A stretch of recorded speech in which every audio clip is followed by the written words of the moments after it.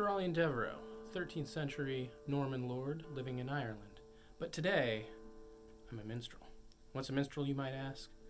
Someone who tells it how it is, or perhaps how it was. Today, especially, how it was. Today, I'll tell you a story of Ardesca's second crown war.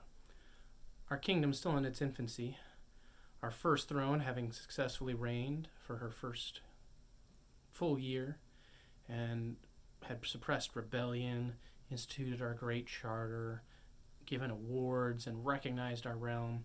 It was time for another to take the mantle of the Phoenix throne. Prince Vigo, in his first bid for the crown, was most interested and set to sit upon our throne and to rule our kingdom. Another prince, however, would not see our crown go uncontested, so he took the field, raising an army. Unfortunately, Vigo's army was far mightier, and he had the support of many of the people. Others, however, wished to see that he was a worthy monarch, and took the field.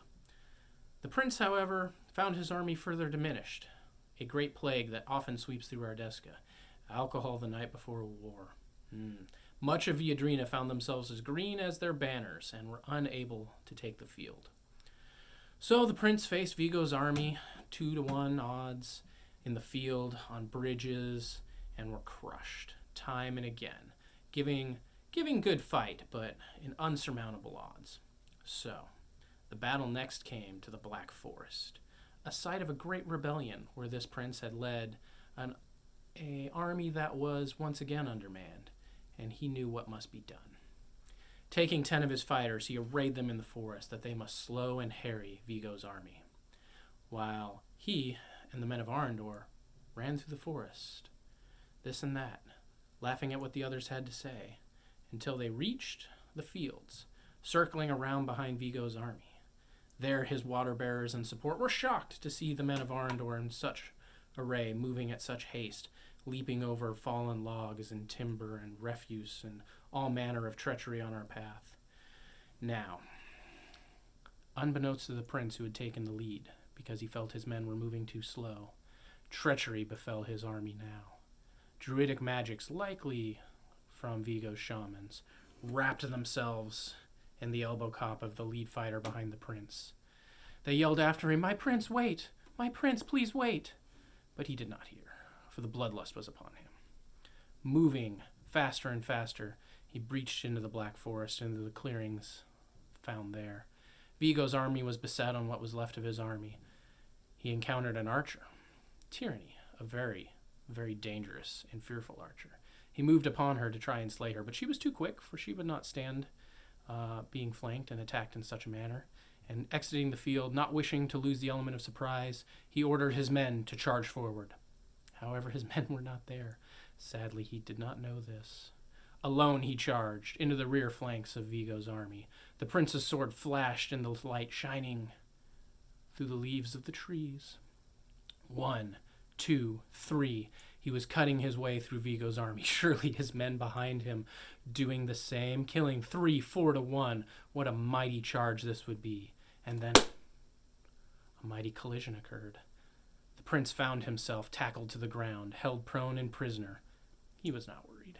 Surely the sounds of his men butchering all of those around him would be heard. Instead, he heard only silence, for he was alone, and his men had now just arrived on the field. In the distance he heard the call, "There's the rest of them." To his dismay, the men were quickly rounded up and captured, as was he on the final day of the battle. Hauled to his feet, it turns out it was Prince Vigo that had captured him. Vigo looked down to him from his mighty stature and said, "What on earth were you doing, charging in alone to the rear of my army?" The prince, infuriated that he had outpaced his men, not knowing they were trapped by druidic treachery,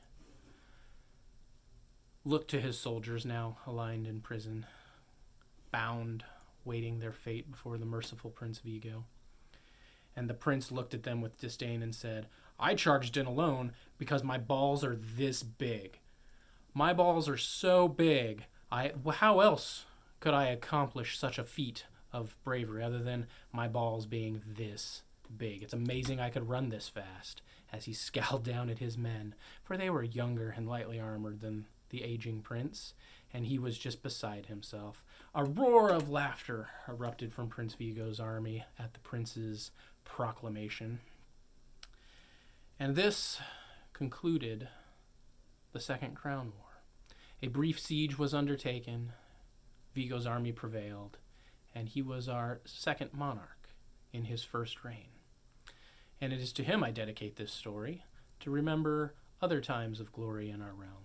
Now, I bid you all a fond farewell.